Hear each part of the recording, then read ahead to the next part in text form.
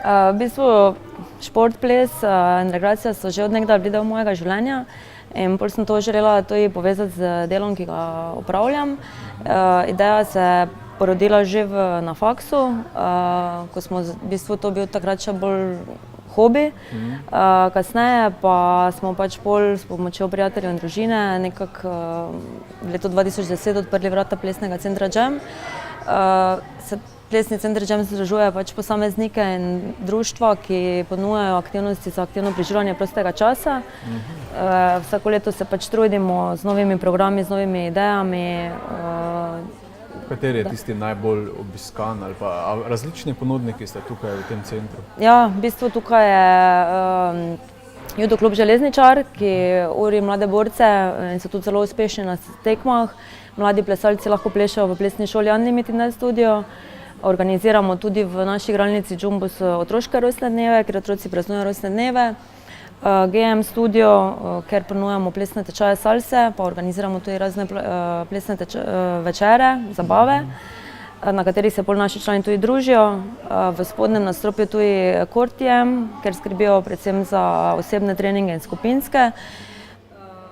Sedaj v tej sezoni pa smo tudi razveselili naše najmlajše oboževalce kotalkanja. Smo tudi odprli prvo kotalkališče za otroke v Mariboru na Pokritem. Tako da v bistvu ideje pridejo sproti vsako leto nekaj novega. Vedno koga spoznaš, ko ti da kako idejo, pa bolj probamo skupaj nekako uresničiti. Pa zakaj se, na primer, mlad človek odloči, da gre na svoje takrat? Imaš neko idejo, je težko biti v podjetništvu na svojem? V bistvu jaz študirala sem podjetništvo v Portorožu.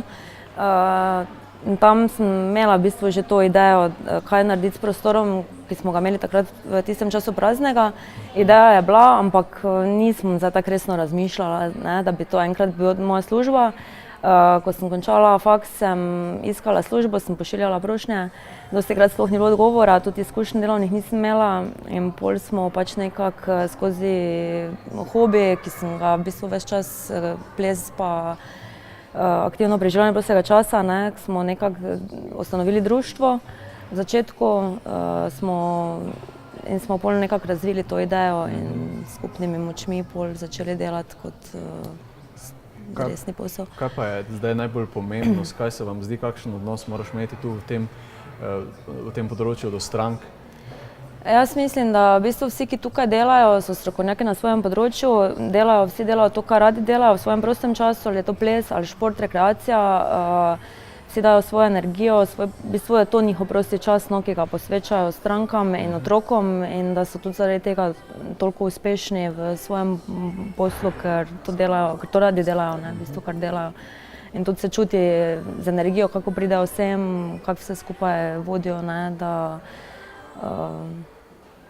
Kako pa gledate na prihodnost? V prihodnosti rekreacijski center Jam, kam se bi želel razviti?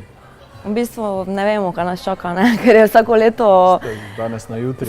Mislim, nismo. Danes imamo eno osnovno idejo, kaj bi radi bi pač ponudili neke aktivnosti za aktivno preživljanje prostega časa, da bi bili naši programi kvalitetni, da bi ljudje radi hodili sem, da bi bili zadovoljni tako otroci kot njihovi starši.